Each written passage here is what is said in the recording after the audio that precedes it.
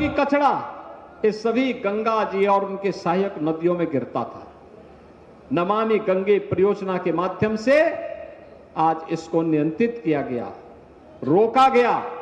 अब गंगा जी की धारा अविरल और निर्मल है और प्रयागराज महाकुंभ इसका सबसे बड़ा उदाहरण है कि 66 करोड़ श्रद्धालु प्रयागराज में आकर के इस बात का साक्षी बना है कि महाराज भगीरथ के सपनों को साकार करने के लिए प्रधानमंत्री मोदी जी की जो दिव्य साधना है, वह साधना आज हम सबके सामने अविरल और निर्मल गंगा के रूप में देखने को मिली है।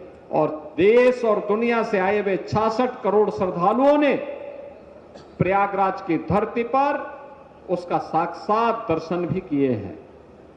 बहनों और भाइयों, एक पेड़ मां के नाम क्लाइमेट चेंज की समस्या का समाधान करने के लिए, बदलते हुए मौसम की करवटों को नियंत्रित करने के लिए, इस सृष्टि की रक्षा करने के लिए, पर्यावरण के बचाव के लिए पेड़ों का क्या महत्व हो सकता है। पर्यावरण को बचाने के लिए मोदी जी ने मां के साथ उसका संबंध जोड़ा है।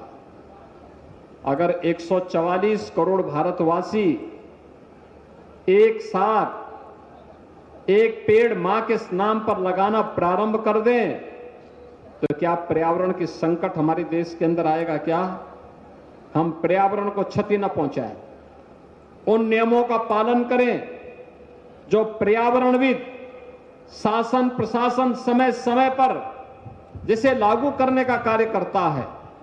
और आज ये मेरा सौभाग्य है कि वन विभाग के सहयोग से आज प्रातःकालीन सत्र में मुझे लखनऊ में मुख्यमंत्री आवास पर बेल का पेड़ लगाने का सौभाग्य प्राप्त हुआ था। और अभी मां सरयू के तट पर मुझे पुष्प वाटिका में यहां पर पीपल, पाकड़, नीम और नवग्रहों के पेड़ों को लगाने के इस आयोजन के साथ भागीदार बनने का अवसर प्राप्त हुआ है। बहनों और भाइयों, आज से कार्यक्रम प्रारंभ हुआ प्रदेश भर में। उत्तर प्रदेश वन विभाग ने तय किया है इस सत्र में 5 जून के बाद 23 जून को कार्यक्रम एक देश में एक प्रधान, एक विधान, एक निशान ही रहेगा। और यह उद्घोष भारत माता के महान सपूत डॉक्टर श्यामा प्रसाद मुखर्जी ने 1950 और 53 के बीच में उन्होंने उद्घोषणा की थी। डॉक्टर श्यामा प्रसाद मुखर्जी की इस उद्घोषणा के फलस्वरूप कश्मीर को बचाने के लिए उन्होंने अपने आप को बलिदान किया था। उनके बलिदान दिवस है 23 जून को। 23 जून को उनके बलिदान दिवस पर भारतीय जनता पार्टी जन सहभागिता के साथ बड़े पैमाने पर वृक्षारोपण के कार्यक्रम के साथ जुड़ेगी। 1 जुलाई से लेकर 7 जुलाई के बीच उत्तर प्रदेश सरकार के वन विभाग के नेतृत्व में प्रदेश भर में हमने हर जनपद को एक नदी को पुनर्जीवित करने का लक्ष्य रखा है। नदी संस्कृति फिर से जीवित हो, एक एक नदी हर जिले के अंदर पुनर्जीवित होगी। और वृक्षारोपण इस बार नदी के तटवर्ती क्षेत्रों में होगा, हाईवे और एक्सप्रेसवे के तटवर्ती क्षेत्रों में होगा। उत्तर प्रदेश को हम लोग पर्यावरण की समस्या से मुक्त करेंगे और हरा भरा वातावरण देकर के आने वाली पीढ़ी के लिए सुखद और मंगलमय जीवन देने की कामना के साथ इस कार्यक्रम को आगे बढ़ाएंगे। आज विश्व पर्यावरण दिवस है, इसलिए एक पेड़ मां के नाम के साथ जुड़ने के लिए आपका अभिनंदन, आपसे अपील है, आप भी एक पेड़ मां के नाम जरूर लगाना। और दूसरा, पर्यावरण को हमें इससे बचाना, इस प्रकोप से जो अनियोजित अनियंत्रित विकास है, इससे बचा करके पर्यावरण की रक्षा करके क्लाइमेट चेंज की आने वाली समस्या का समाधान करने के लिए कार्य करना है।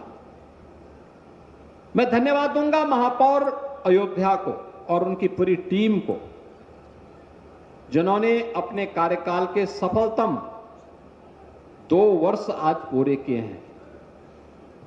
महापौर जी, आपको और आपके पार्षदों को, पूरे नगर निगम को हृदय से बधाई। और इस अवसर पर महापौर जी के द्वारा 30 करोड़ से अधिक के मार्गों का, करोड़ की परियोजनाओं का यहां पर आज लोकार्पण हुआ है और 33 करोड़ से अधिक की परियोजनाओं का यहां पर शिलान्यास भी हुआ है। यानी विकास अयोध्या में, अब अयोध्या दिखती है कि ये भगवान राम की अयोध्या है। अब यहां की हर सड़क जो आप रामायण में पढ़ते हैं ना, अयोध्या की सड़कों की चर्चा, वह चर्चा आज की ही अयोध्या की चर्चा है। हमारे त्रिकालदर्शी ऋषि वाल्मीकि जी ने, संत तुलसीदास जी ने कितनी व्यापक परिकल्पना की थी। उस समय के अयोध्या का क्या भव्य और दिव्य वर्णन किया है और उसे साक्षात रूप से आज हजारों वर्षों के बाद देश और दुनिया अयोध्या में आकर देखती है, जब प्रधानमंत्री मोदी जी के विजन को 4 लेन और 6 लेन की सड़कों के साथ जोड़ने का काम अयोध्या धाम में हुआ है।